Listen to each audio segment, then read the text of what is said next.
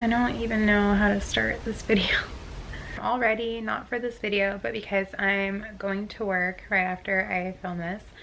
But I was getting ready for work this morning and I was kind of just having these thoughts in my head, and I was thinking about my toddler gift guide that I told you guys I would get up, and then I told you guys I was going to refilm it. Now I'm thinking I might not refilm it. I was just thinking about YouTube. I felt like I needed to sit down and just talk to you guys, have like a heart-to-heart, no crazy editing, just be real and honest. I'm always real and honest, but like, you guys know what I mean. Being on YouTube is so rewarding because I get to meet, like, I get to virtually meet so many amazing people. I get to share my story, which you guys know, and I get to hear other people's stories. So I really enjoy that aspect of YouTube. But there's also other sides of YouTube that I really don't like. And I don't want this to be a video like everybody else's video where people are like, I want to be real and authentic and honest. And I get that, but that's not what this video is about. Let's talk about being a mom blogger for a second. Mom blogger. I don't want to just be a mom blogger. Like, I want to talk about beauty on my channel and fashion and things that I still like and things that my channel started out on before I became a mom.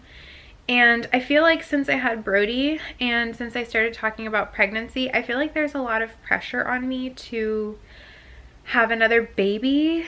And okay, it's hard being on a larger platform, sharing your story about pregnancy loss and things like that, and then like always getting asked, when are you gonna have a baby? We've kind of been trying to have another baby for like literally this whole year. And if you guys are newer to my channel, we had a miscarriage December of last year.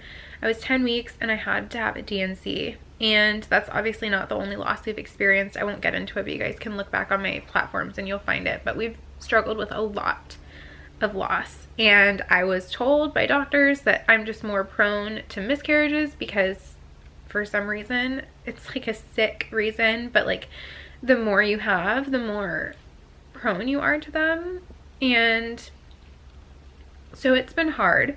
And this whole year we have been trying. Obviously, you guys know Corey was in Puerto Rico for a big part of this year, but I mean, I wasn't like super open about it, but every single time we saw each other, we planned it around my ovulation and we had sex at the right times. And then when he came home in June, literally since June, we've been like essentially trying to get pregnant. And I think I had a chemical pregnancy closer to the end of the summer because I got a really faint line on like an internet cheapie, and then it went away like the next day and it never got darker. So I'm pretty sure I had a chemical. But other than that, we have had zero luck this whole year, and it's December.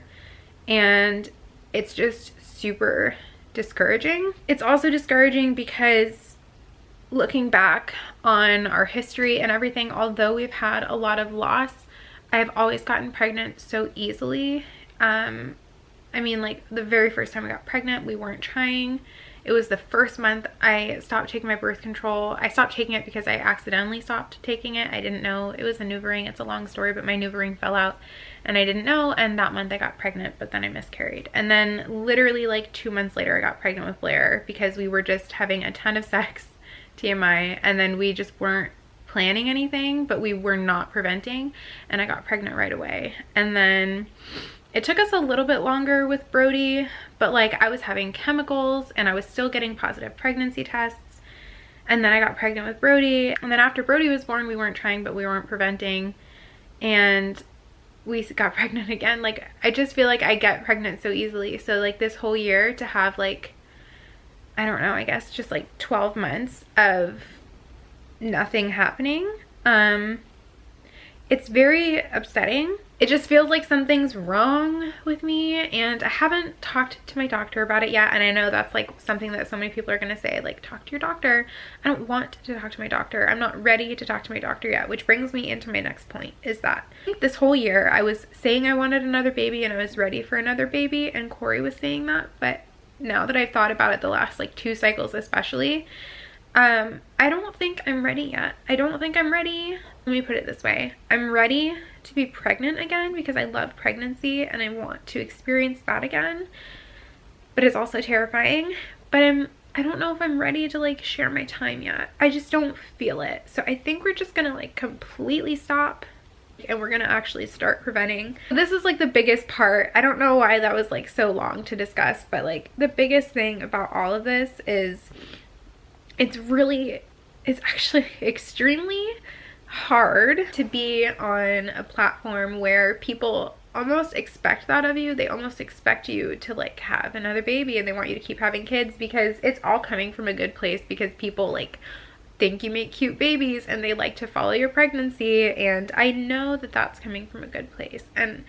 But then you get asked about it all the time and people always assume you're pregnant. If I say I'm feeling off, like one day I get messages asking if I'm pregnant, and that's really hard to see. To be somebody that I guess struggles with infertility and recurrent pregnancy loss, and then to be a part of a community where it like all is gravitated towards pregnancy and babies, and seeing all of like, I'm friends with YouTube moms, seeing all of my YouTube friends get pregnant, and I'm so happy for them. I am not throwing shade at all.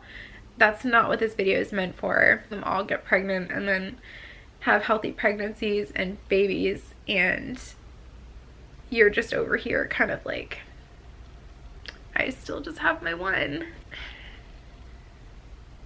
child that took like a million years to have, you know?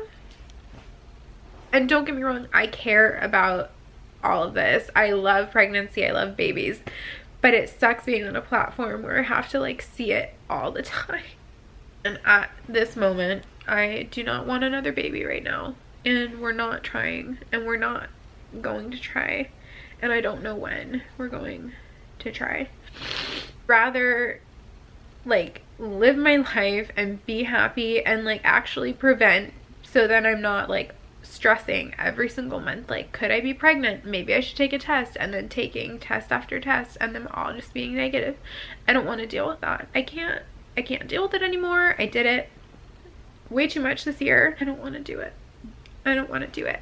And I also feel like it's hard because I feel like when you're on, I feel like as a mom blogger on YouTube, it's expected of you to grow your family. And I guess what I'm trying to say is like, I don't want that to be expected of me because I don't know when it's going to happen. And for somebody like me, it just really hurts. Like, I felt like I just needed to talk about this, and I was not expecting to cry, and I'm sorry that I cried.